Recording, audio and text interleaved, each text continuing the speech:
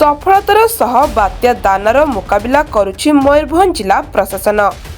1,15,000 ऊर्ध्व जनसाधारण को उद्धार तथा सफल स्थानांतरीकरण करिछि प्रशासन। 800 ऊर्ध्व बात्या आश्रयस्थली और बहुमुखी बात्या आश्रयस्थली प्रभावितों सेवारे 3,000 ऊर्ध्व कर्मचारी सफलतार सह बात्या समय एवं परवर्ती समय सेवा पहुंचाउछंती। बात्या दानार लैंडफॉल हो सारी यार प्रभाव में आसंता 24 घंटा मध्य मयूरभंज जिलार विभिन्न अंचल विक्षिप्त वर्षा लगी रही संभावना रही। अपर पक्षरे बात्या प्रभाव में क्षतिग्रस्त अथवा बाधाप्राप्त होइतवा अंचल मानकरे पुनरुद्धार एवं जनसाधारण मानक पुनः थैथान व्यवस्था पाई जिला प्रशासन तत्परता देखाइछि। एथि निमंते राज्य मुख्यालय ठारू आरंभ करी जिला मुख्यालय अवस्थापित समस्त वरिष्ठ अधिकारी माने निज निज विभाग विशेष करी जरूरीकालीन विभाग कार्यनिर्वाह करुछंती।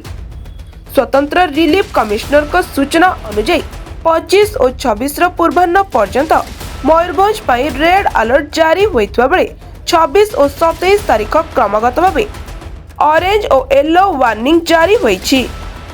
बात्या प्रभाव में विच्छेद विद्युत सरबराह यथाशीघ्र कार्यक्रम हेउछि। टीपीएन ओडीएल अग्निशम बाहिनी पुलिस कर्मकर्ता ओड्राफ दल तुरंत बात्या प्रभाव में विच्छेद होइतबा विद्युत प्रभाव को मरामती करने सहित पवन में उपुड़ी पड़ितबा गछगुड़ी को विद्युत ताररू काटी बाहर करी पुनर्बार विद्युत सरबराह यथाशीघ्र कार्यक्रम करुछंती। चाषर विशेष क्षयक्षति आकलन करने नहीं प्रशासन देखाइछि तत्परता।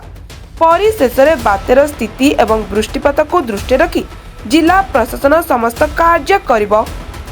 एणु वर्तमान स्थिति में बात्याश्रय स्थल आदिवासी मानक उपस्थिति समुदाय 26टी ब्लॉक रे अग्निशम विभाग कार्यरत थिबा बेले समस्त सीएचसी और पीएचसी रे डाक्तरंक समेत अंगनवाड़ी केंद्र रे एंटी वेनम डायरिया थंडा ज्वर मेडिसिन मौजूद रही।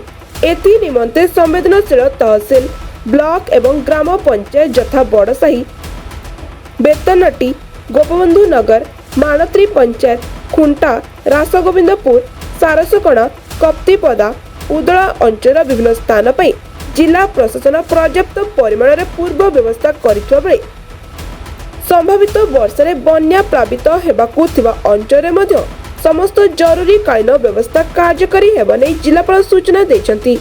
Bureau report Odia TV.